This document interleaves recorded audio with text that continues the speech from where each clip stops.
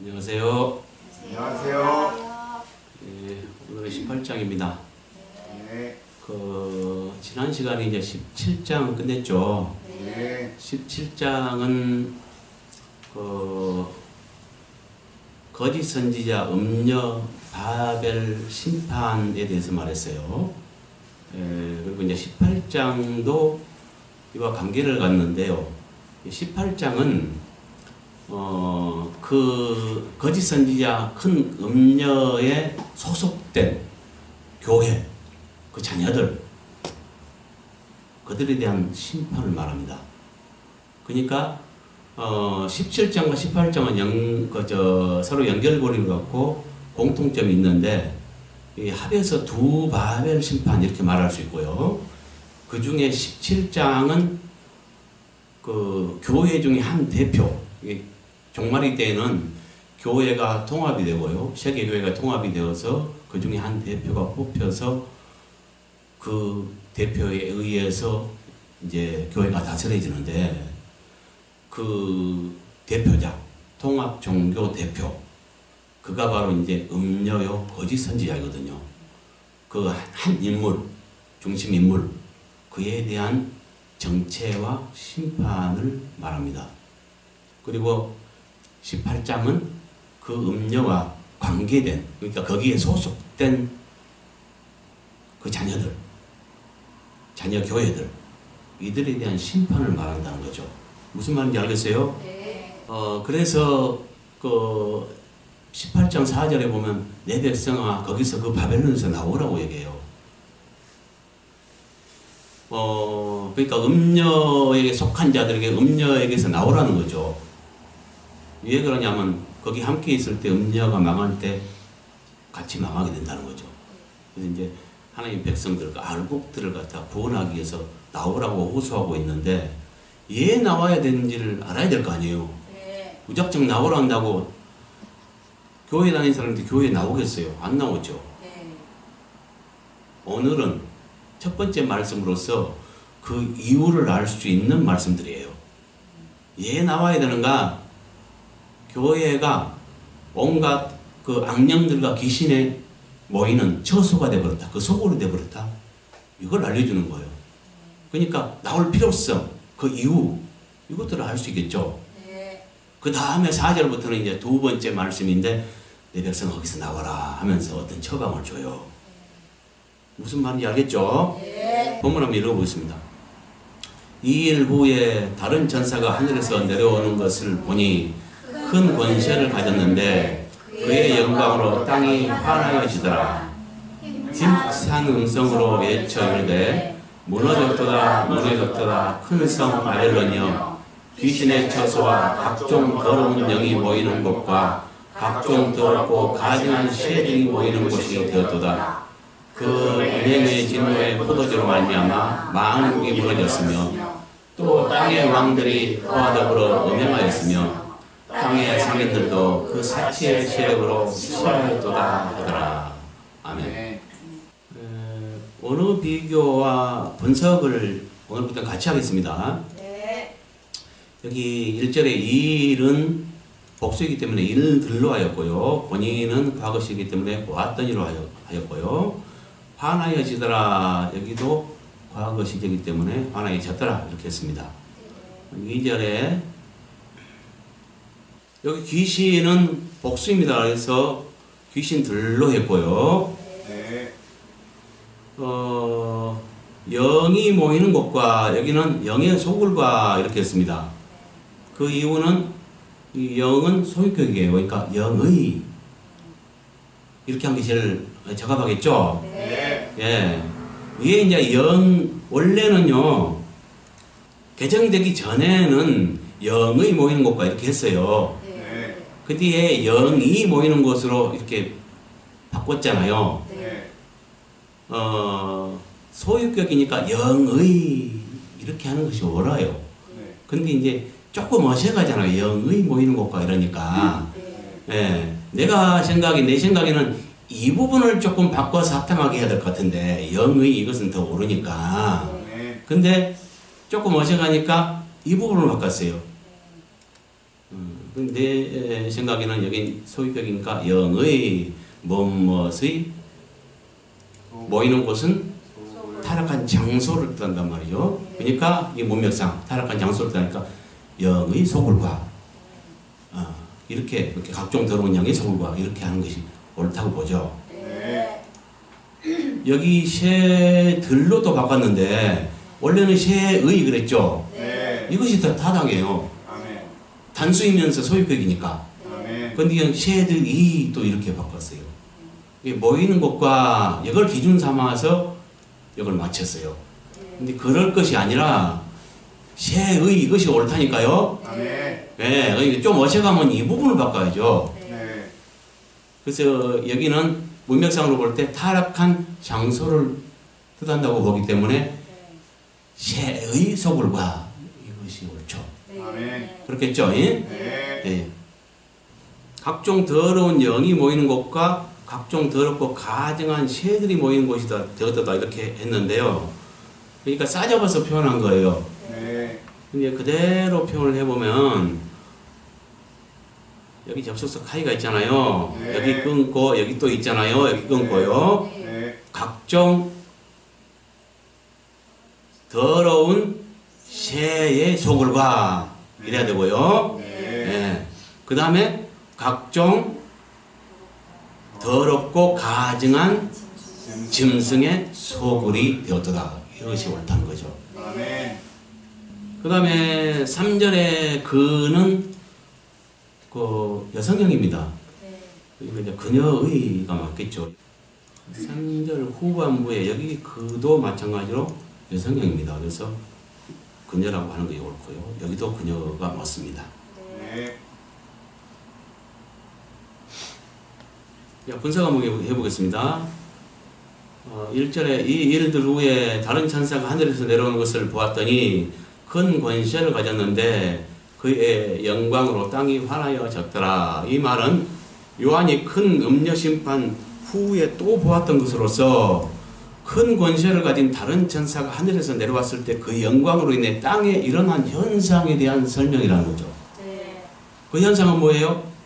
땅이 환해졌더라는 거죠. 네. 그럼 2절 전반부에 힘찬 음성으로 예측이르되 무너졌도다 무너졌도다 큰 성 바벨론이여. 여기까지는 천사가 힘찬 음성으로 예친 내용이죠. 네. 여기서부터 그 밑으로는 다 내용입니다. 네. 내용 중에 이 말은 무엇에 대해서 말했는가에 대한 설명이라는 거죠.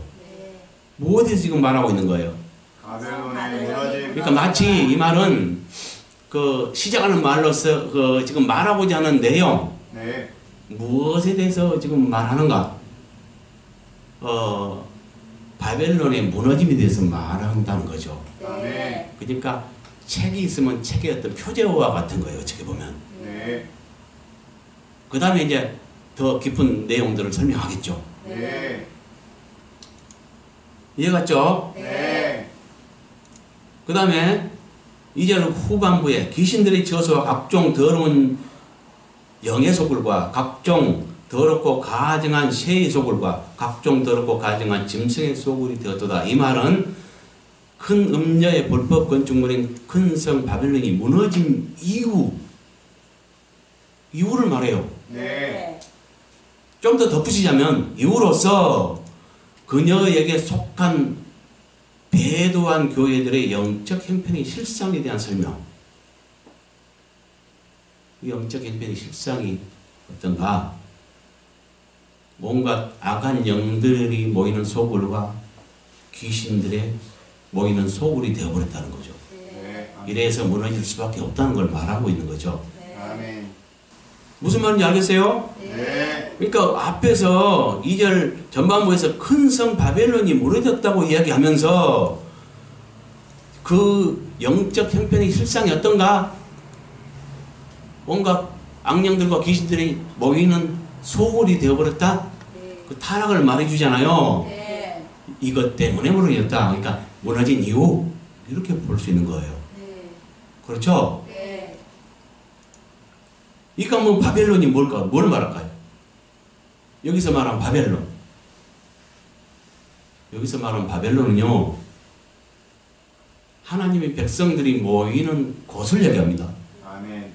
그러니까 원래는 바벨론이 아니라 원래는 신성한 장소요, 거룩한, 그러니까 세상에서 나온 거룩한 무리들이 모인 집단, 그 무리 자체를 갖다가 교회라고 하는 거거든요. 아멘. 예, 그러니까 하나님의 백성들이 세상에서 나온, 그래서 거룩하게 된 하나님의 백성들을 교회라고 하는데, 교회가 어떻게 변했어요? 귀신들의 처소, 그 다음에 각종 영들이 모이는 장소로 변했다는 걸 말해요. 지금 이것은 그러니까 바벨론이 무너져야 하는 이유, 무너진 이유, 이걸 지금 말해준다는 거죠. 이렇게 이유가 된다는 거죠. 아멘. 그러니까 이거는 교회의 실상을 말합니다. 언제냐? 배도 시대에 교회의 형편을 말해주는 겁니다. 그 실상을.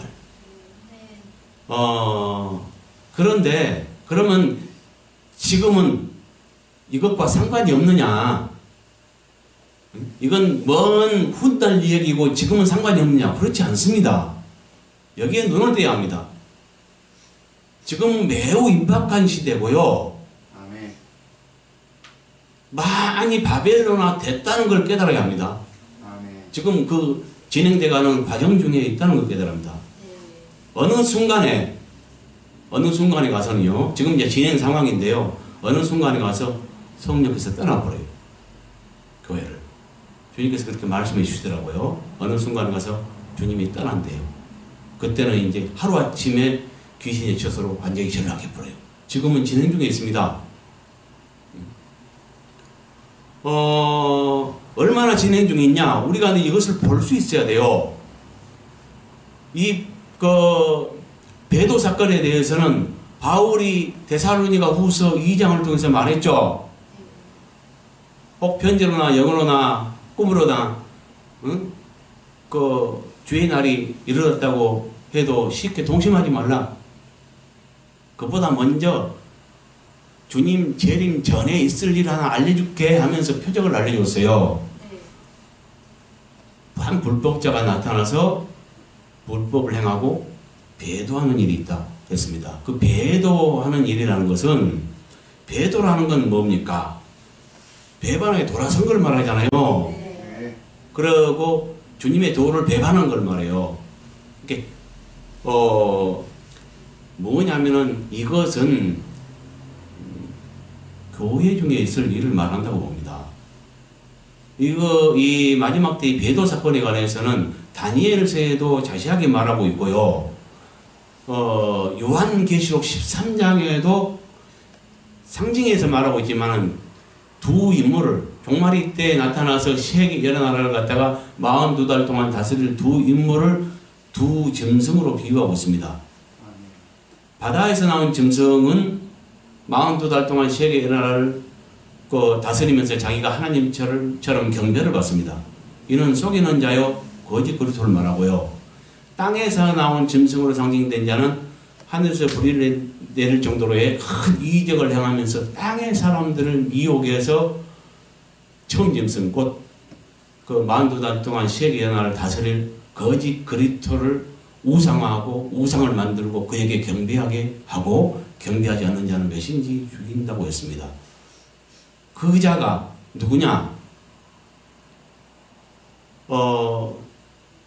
거기서는 그 정체를 정확히 알 수 없는데, 그의 땅에서 나온 짐승의 특징과 계시록 19장 20절에 말하는 그 거짓 선지자의 특징을 맞춰보면 일치된다 그랬죠.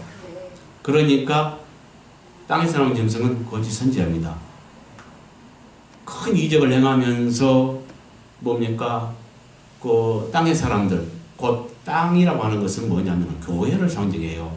생명의 씨가 뿌려지고 나아서 자라는 장소로서 교회를 상징합니다. 그래서 큰 이적을 행하면서 기적으로 막 땅의 사람들과 함께 교인들을 미혹해서, 그로 인해서 뭡니까? 우상을 숭배하게 해버린다 그랬죠. 예, 이 자의 정체는 거짓 선지자라고 했습니다. 이런 이제 배도 사건이 있을 것인데, 그러니까 종말이 때에는 뭐요? 두 인물이 세상을 다스려요. 그 중에 그러니까 세상은 정치인이 세계 이렇게 정책의 정치가 통합될 것이고요. 단일 정부가 구성된 다음에 그 중에 한 대표자가 세계 여러 나라를 42나라 동안 다스릴 것이고요. 또 종교도 통합이 이루어져서 그 중에 뽑힌 한 대표가 종교를 다스릴 것인데, 그가 바로 거짓 선지자라 했죠. 아멘. 이 두 인물에 의해서 세상이 다스려지는데, 이 뭐냐면은 선지자 이름으로 활동할 것이나 그는 실상은 거짓이다 했어요. 네. 이게 바로 배도 사건입니다. 아멘. 바울이 말한. 네. 근데 실상 지금 깨달아 보면 이 일이 진행되고 있다는 거죠. 아멘. WCC라고 하는 세계교회 협의회를 만들어 놓고 우리나라에도 지금 국외 교단, 대형 교단들이 가입되어 있고 이 일이 진행되고 있다는 거죠. 네. 그들은 이단 중에 이단입니다. 깨달아 보면. 네. 유일하신 참신이신 하나님을 부인하고 있고요. 네. 또 뭡니까? 에? 예수. 유일하신 그 우리의 그 주님만이 구세주인 그 종보자이심을 부인합니다.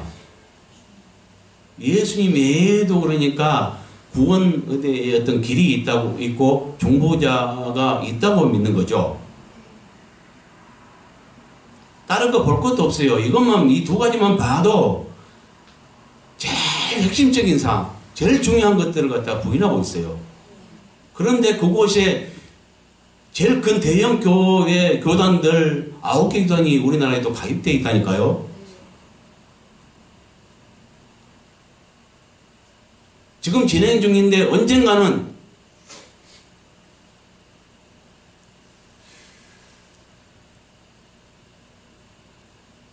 성령께서 떠나시고요. 그렇게 될 때 귀신의 집단으로 전락해버려요. 이걸 말합니다. 아직은 이 상태는 아닙니다. 네. 진행 중에 있습니다. 네. 언제 올지는 모르지만 종말에 가까울수록 점점 더 구체화되다가 이것이 어느 순간에 성령께서 떠나시고요. 바벨로 귀신의 처소로 전락해버리게 돼요. 교회가. 그래서요. 4절 볼까요? 4절에 보면 이제 다음번에 전할 메시지인데 하늘에 큰 음성이 나오죠. 내 백성아 거기서 나와. 거기는 바벨론을 말합니다. 네. 그녀에게서 나오라는 거죠. 네. 예, 그래서 거기서 나와 그녀의 죄에 참여하지 말고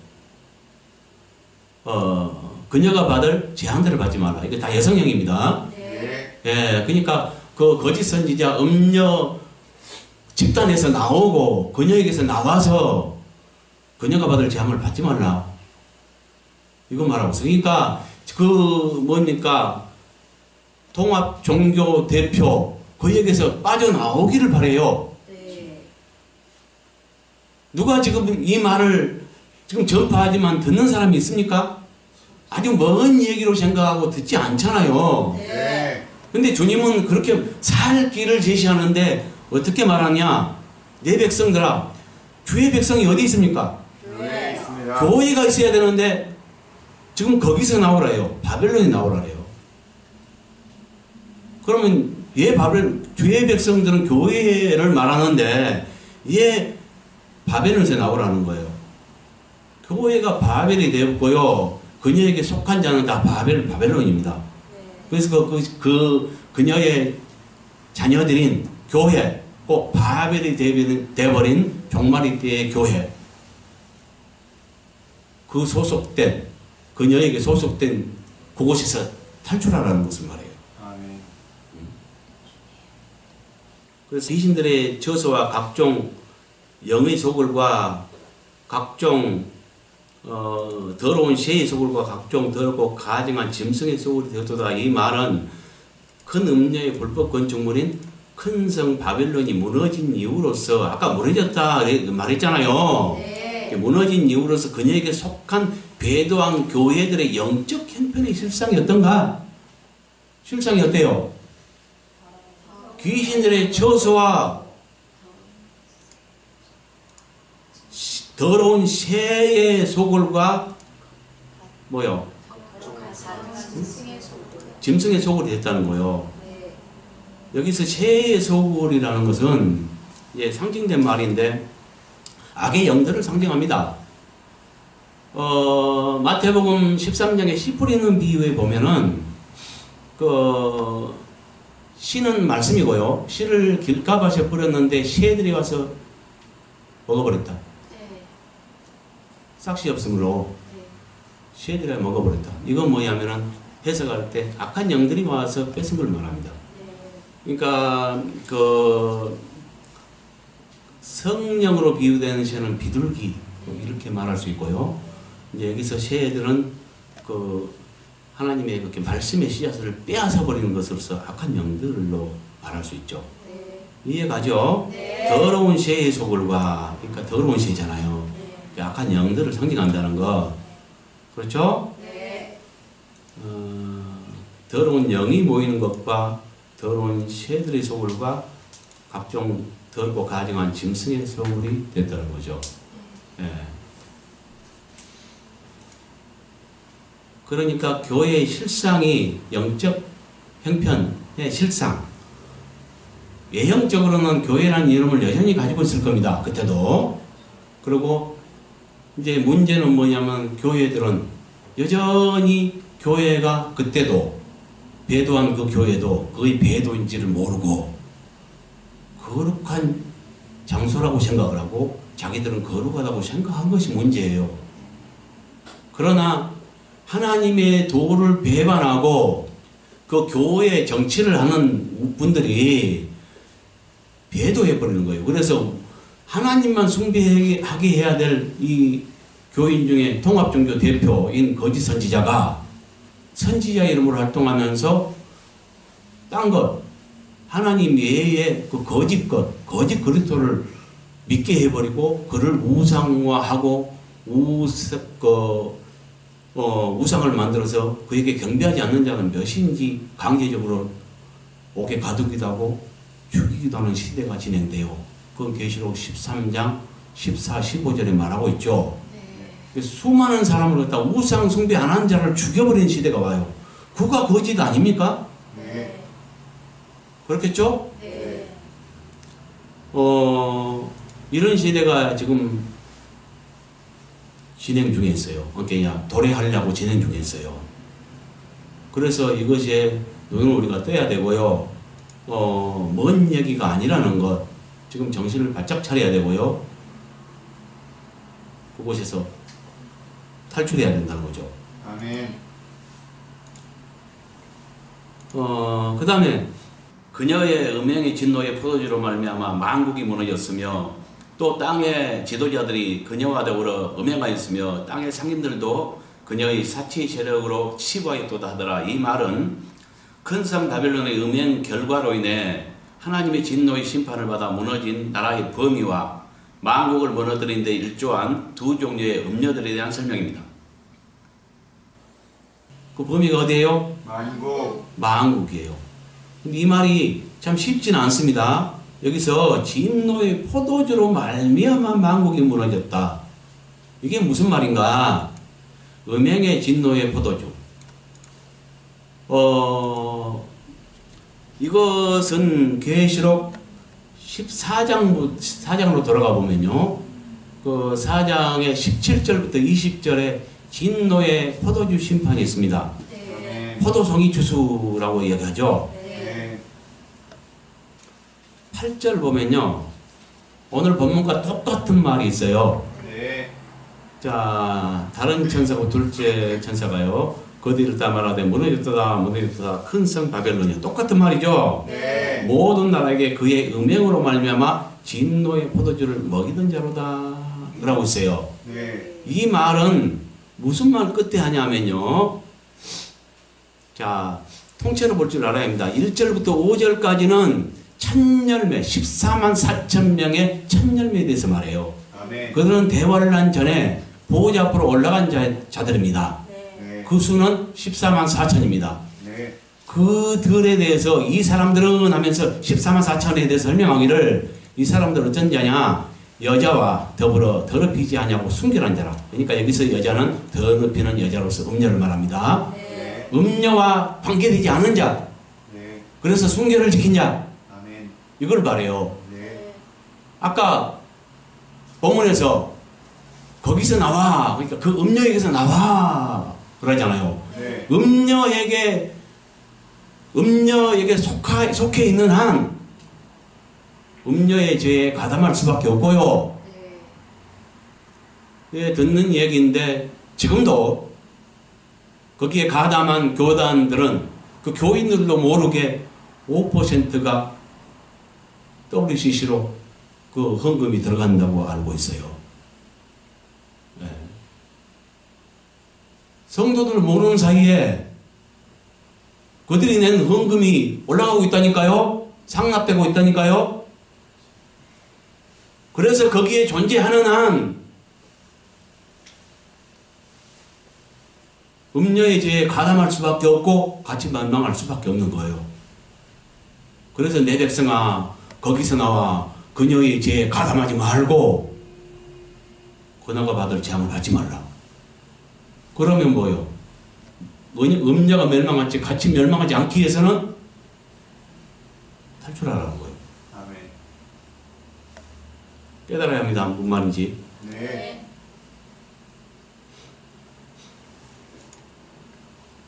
그렇잖아요. 이 사람들은 14만 4천을 말해요. 14만 4천은 여자와 더불어 곧 음녀와 더불어 더럽히지 아니하고 순결한 자라. 어린 양이 어디로 인도하는지 따라가는 자며 이렇게 죽기까지 순종한 자를 말해요.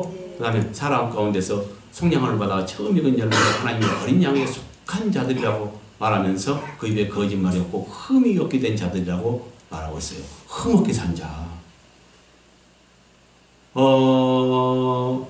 그러니까 그 음녀에게 그 교단에 속해 있는 한 나도 모르게요. 음녀를 돕는 꼴이 되고요. 그렇잖아요. 아까도 말했지만 나도 모르게 내가 낸 헌금이 올라간다니까요. 네. 그것들로 운영되고 유지돼요. 그래서 같이 동참하게 될 수밖에 없어요.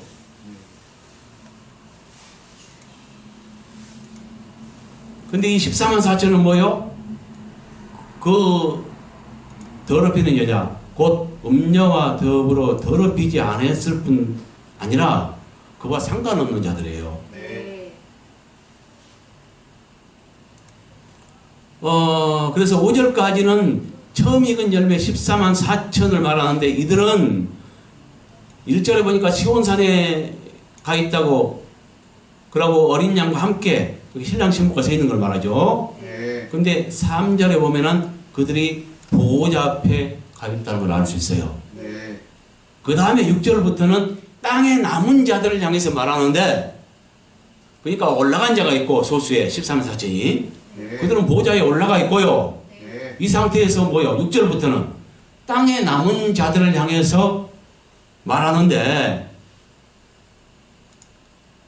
땅에 남은 모든 민족에게 전해질 영원한 복음을 말해요. 이 영원한 복음은 뭔 말이냐면 대환란 때 배도 시대에 네. 전해질 복음으로서 그 내용을 보면요. 하나님을 두려워하고 하나님께 영광 돌리라. 아멘. 이렇게 말해요. 네. 왜 그러냐? 그때는 속이는 자가 나타나서 거짓 것이 자기가 그리스도라고 하면서 경배를 받아요. 그래서 거짓 것에게 경배하지 말고 진짜 참신이신 하나님을 경배하라는 것을 말해요. 그러니까 땅에 남은 뭐요? 첫 열매로 대환란 전에 올라가지 못하고 땅에 남은 자들을 향해서 선포하는 말씀으로서 아멘. 이걸 갖다가 이제 영원한 복음이라고 말하는데 이 영원한 복음은 대환란 때 땅에 남겨진 자들에게 전파된 복음입니다. 아멘. 예. 그 다음에 이제 8절에 말하기를 모노요토다 모노요토다 오늘 본문하고 똑같아요. 네. 큰 성 바벨론이여 모든 나라에게 그의 음행으로 말미암아 진노의 표를 먹이는 자로다. 이것은 뭐예요? 왜 바벨론이 무너졌는가 이유가 되겠죠. 네. 그녀의 음행으로 말미암아 무너진 걸 말해요. 네. 그리고 9절부터 12절까지는 성도들에게 인내를 요구하는데요. 네. 짐승과 그 우상에게 표를 경배하거나 또 그 매매 수단이 되는 표를 받는 자들은 영원토록 시험을 얻지 못하고 유황불물의 고난을 받을 것을 말하면서 경고하고 있죠. 네. 그러면서 성도들의 인내가 여기 있다고 요구하고 있어요. 아멘. 네. 그 다음에 13절부터 16절까지는 대환란 끝에 또 한 번의 추수, 그 부활을 말하죠. 아멘. 그러니까 두 번의 부활을 말하는 거예요. 1절부터 5절까지 말한 14만 4천에 흠없게 된 천년매가 있고요. 네. 3절부터 16절까지 말하는 이건곡식, 이건 이제 본격적인 추수인데 이때 대환란 끝에 성도들이 부활을 말하는데요. 이건 바울이 말한 마지막 나팔. 이 마지막 나팔은 7으로 구성되었기 때문에 나팔은 7으로 구성되었기 때문에 7째 나팔을 말합니다. 이건 대환란 끝에 있을 것인데 이 지금 추수를 말하고요. 그 다음에 이제 이어져 나온 것이 17절부터입니다. 20절까지. 이건 이제 포도송이 추수라고 하는데 자 13절부터 20절까지는 대환란 끝에 있을 두 종류의 추수를 말합니다. 근데 13절부터 16절까지는 대환란 끝에 있을 알곡 추수를 말하고요. 네.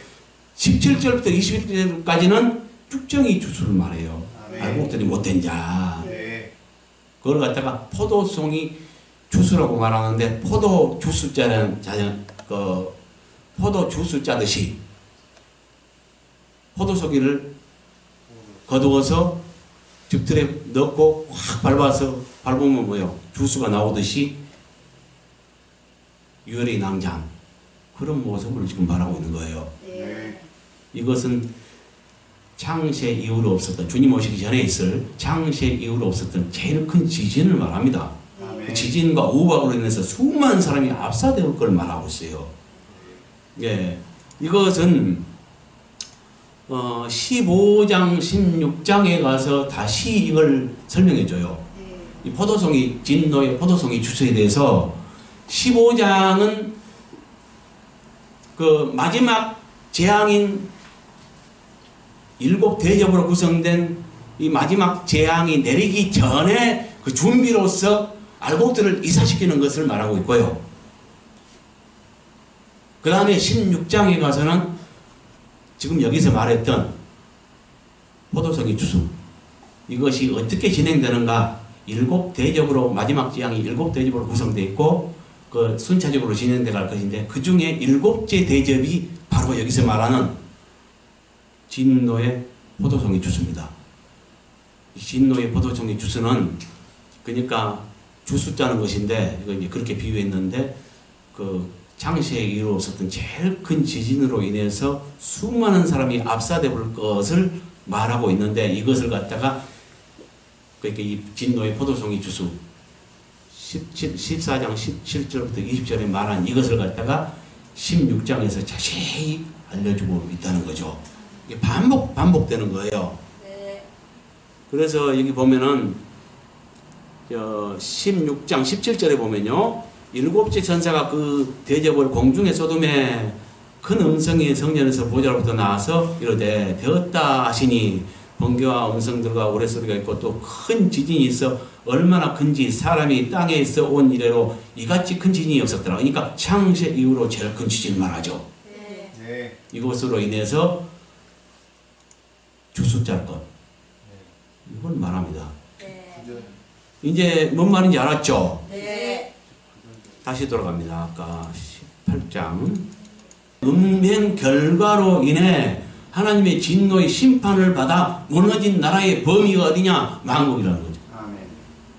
또 땅의 왕들이 그녀와 더불어 음행하였으며 땅의 상인들도 그녀의 사치 세력으로 치부하였다 하더라. 여기서 이제 보면요. 땅의 왕들, 땅의 상인 이렇게 지금 자꾸 말하거든요. 이건 상징으로 봅니다.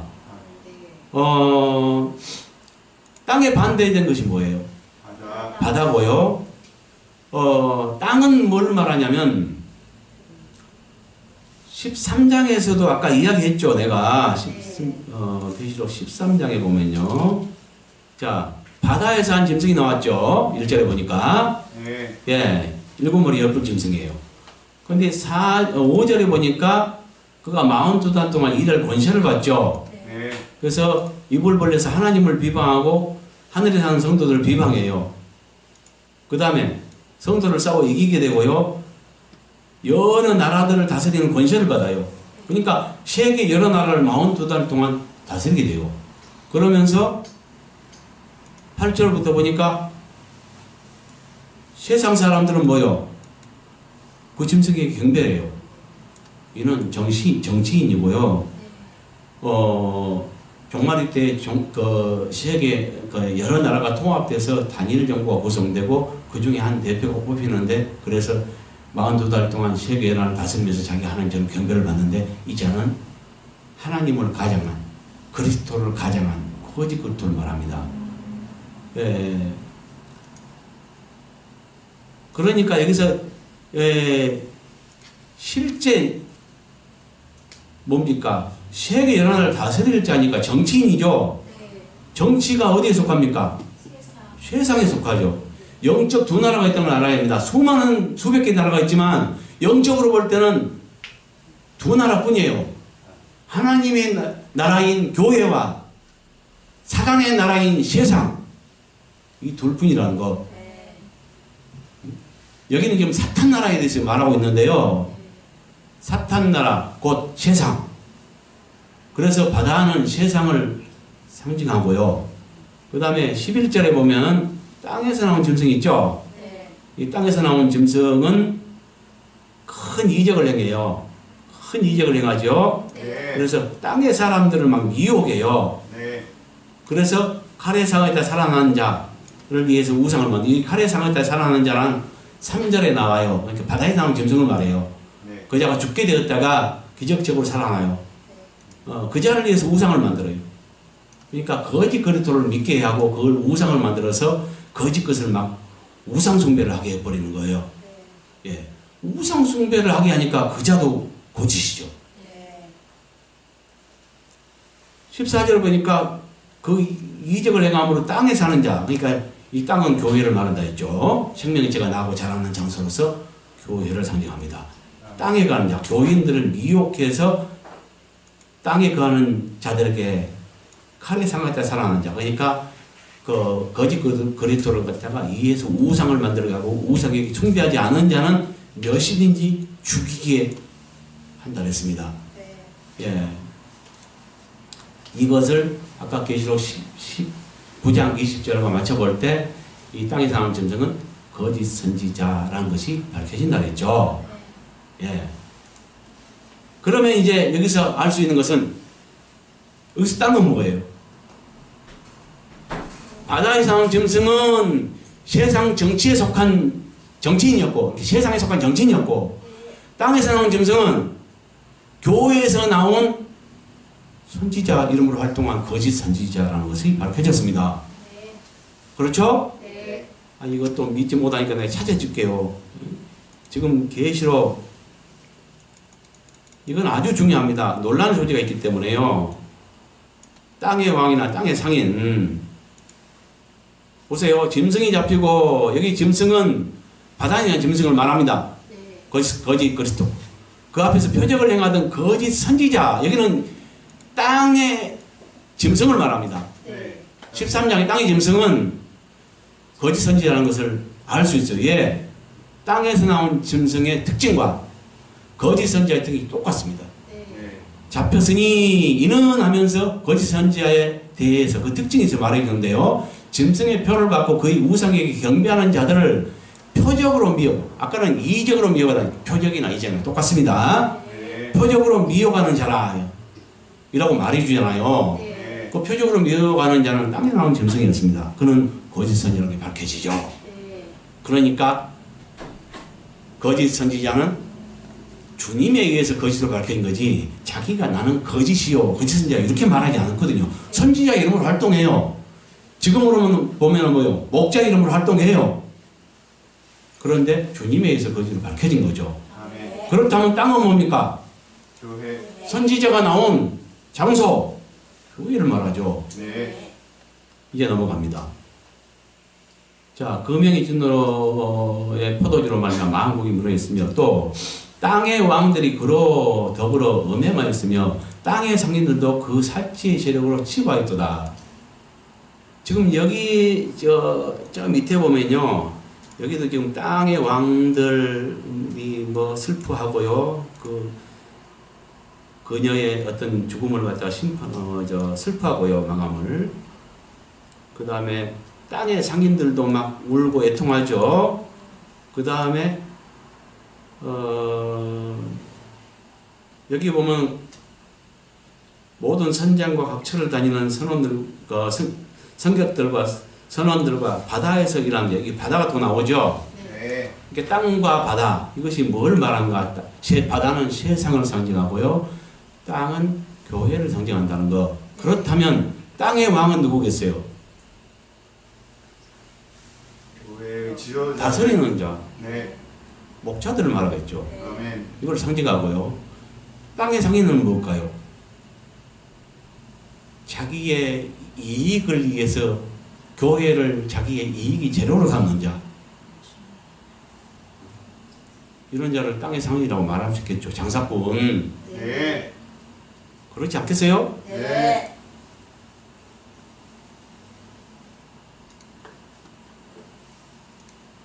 논란의 소리가 있고 굉장히 어려운 부분입니다. 아멘. 이걸 떠나서도 또 이렇게 우리가 이 땅이 뭔지 해석할 수 있는데요. 자, 계시록 14장에 보면 둘째와는 정하으나 바로 셋째와 속히 이른도다. 이 셋째와는 마지막 합니다. 여기서. 네. 근데 일곱째 나팔 불 때 있어요. 네. 먼저 전쟁 승리 선포가 있고요. 그 다음에 18절에 보니까요, 주의 이름을 경외하는 자들에게 상 주시며 또 땅을 망하게 하는 자를 멸망시킬 때가 되었습니다 라고 얘기해요. 에? 네. 땅을 망하게 하는 자, 이게 뭘까? 그 다음에 이어 하늘에 있는 하나님의 성전이 열리니 성전 안에 하나님의 언약궤가 보이며 또 번개와 음성들과 우레와 지진과 큰 우박이 있더라. 이거는 뭐예요? 지금 위에서 땅을 망하게 하는 자들을 멸망시킬 때가 되었다 해놓고요, 네. 큰 지진과 우박이 있어요. 이건 창세 이후로 없었던 제일 큰 지진을 말합니다. 네. 이걸로써 땅을 망하게 하는 자들을 멸망시키는 방법이 되는 거예요. 이렇게 지진은. 그렇겠죠? 네. 지진과 우박은 땅을 망하게 하는 자들을 멸망시키는 방법인데, 여기서 땅을 망하게 하는 것이 뭐냐? 교회를 망하게 하는 자를 말합니다. 네. 순교자의 억울한 피해를 갚아주는 방법으로서 큰 지진과 우박이 있다는 걸 깨달아야 합니다. 아멘. 그러니까 여기서 땅을 망하게 하는 자, 수많은 교인들을 그 억울한 피를 흘리고 죽인 자들, 이들을 멸망시키는 방법으로서 큰 지진과 우박을 내린다는 걸 깨달아야 합니다. 네. 이거는 어디서 또 정확히 알 수 있냐면요, 계시록은 계속해서 반복돼요. 네. 7인 중에 5째인과 6째인, 이것은 순교자와 관련되는데요. 아멘. 5째인은 뭘 말하냐? 순교자의 그 피 흘림의 억울함을 갚아줄 때에 대해서 말하고요. 그때는 뭐라 그래요? 순교자의 정한수가 절대 갚아줄게. 그 다음에 큰 지진이 있어요. 네. 이것은 갚아주는 방법을 말하는 거예요. 아멘. 한 세트를 이루고 있어요. 네. 이거에 대한 방법. 방금 봤죠? 네.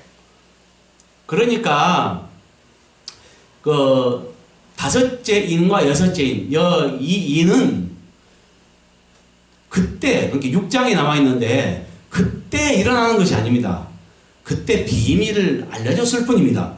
아멘. 실제로 일어나는 때는 언제냐? 마지막. 7째 나팔 때에 일어납니다. 이 7째 나팔 때는 언제냐?